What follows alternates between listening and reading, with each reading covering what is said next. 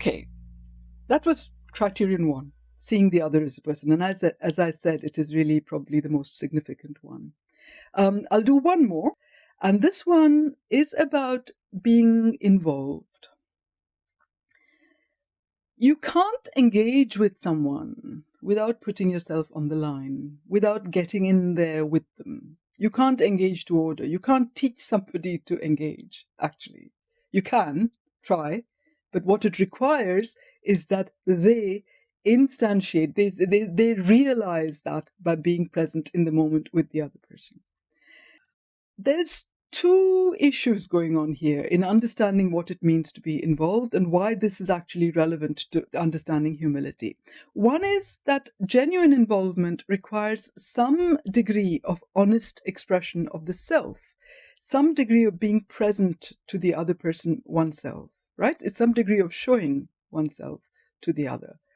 And second, there is a necessary circularity between the involvement of yourself, how much you put yourself on the line, and how much the other gets involved with you.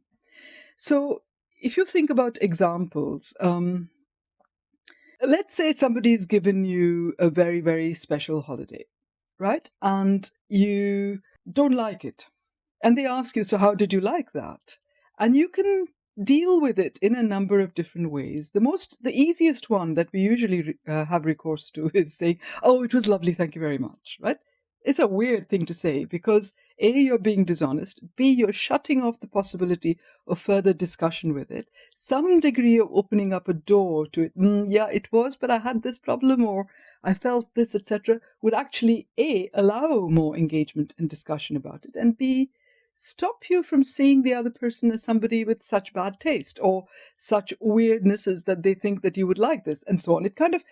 It's not that you've had those thoughts before. Those thoughts could emerge from the fact of shutting off dialogue.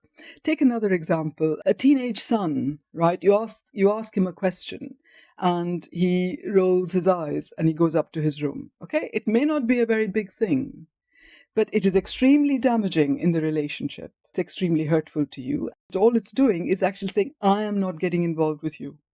Okay? Take the example of a young colleague. I mean, I've had experiences of this where being around in a particular profession for years and years and years, you see things come and go and come back again and go again and so on. Now you have younger colleagues try to fight the same battles and try to bring up the same new ideas again and again. And you might say something that won't work because, and the young colleague knows that they don't have the power to influence you perhaps, and they say, oh, whatever, and they give up. And you're trying to explain something and the young colleague says, whatever.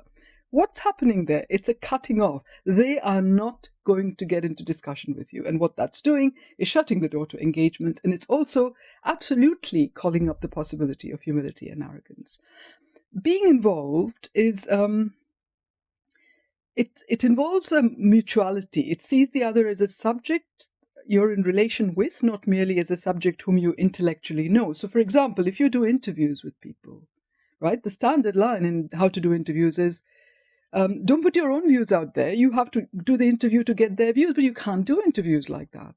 An interview, some people have described it as a mutual citing, that if you don't cite them, they can't cite you, and vice versa. So there's got to be a connection there for truth to emerge, right? This is not the way in which we normally understand things. We understand things by put it under the microscope, let's not get involved, let's understand it better. But many, many things don't work like that. In fact, you ruin the very phenomenon that you're trying to understand.